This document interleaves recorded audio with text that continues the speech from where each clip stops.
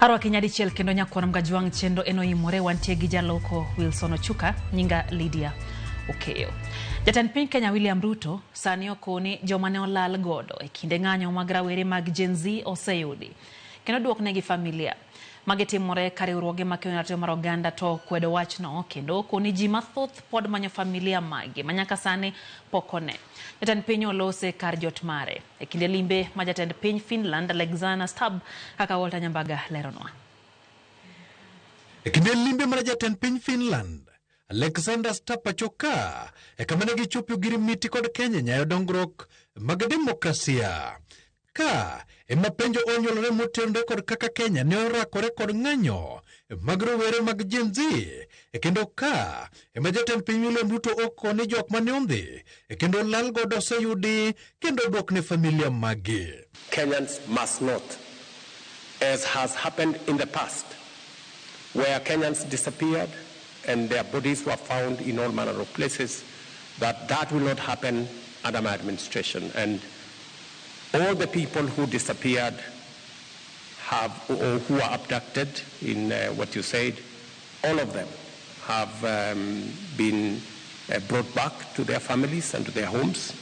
And I have given clarity and firm instructions that nothing of that kind of nature will happen again. And that it was my commitment as I became president that extrajudicial disappearances of Kenyans will not be part of what we are doing as a nation. Kata kamano, kokalo kuom jokendera tich oganda, Hussein Khalid wacho ni jatend piny William RUTO onge adiera kata matin kendo kata nyaka sani nitiere familia mathoth ma pod manyo jogi mane ondhi kendo lal godo miro.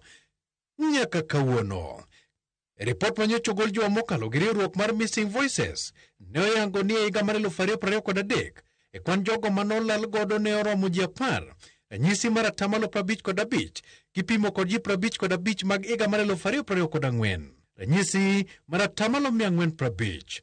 Bende mana bang' piny Finland yango tudruok mare kod Kenya e weche mag somo, jatend piny William RUTO oko ni sirikal dhi kawo okang' ne apisas mag Kenya mane oyudore mibadhi mar koto jopuonjre mane dhi yudo somo e piny Finland.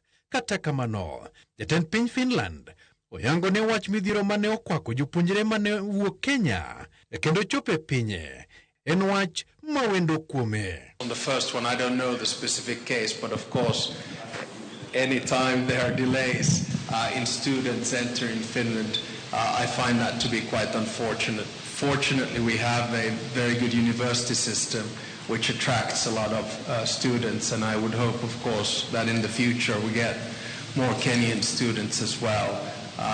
But any kind of delays and hopefully students not getting stranded in my mind is unacceptable.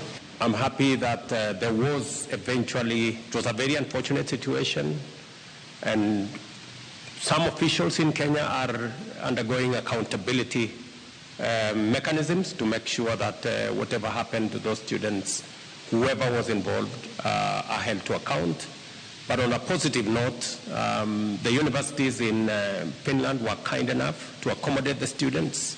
Kenya ochopo winjruok mar somo rieko e weche mag siasa to kod manyo kwe kind pinje ariyogo. At the multilateral level, we reaffirmed our shared commitment to a rules-based international order and fair, inclusive financing for sustainable development. Climate change, forestry, development, global health, technology, economy. And I'm sure that countries which might be far away but still in the same time zone will have many opportunities to cooperate. Walter Nyambaga, Ramogi TV. Wadhi Homa Bay, Jalup Gavana ma Homa Bay Joseph Oyugi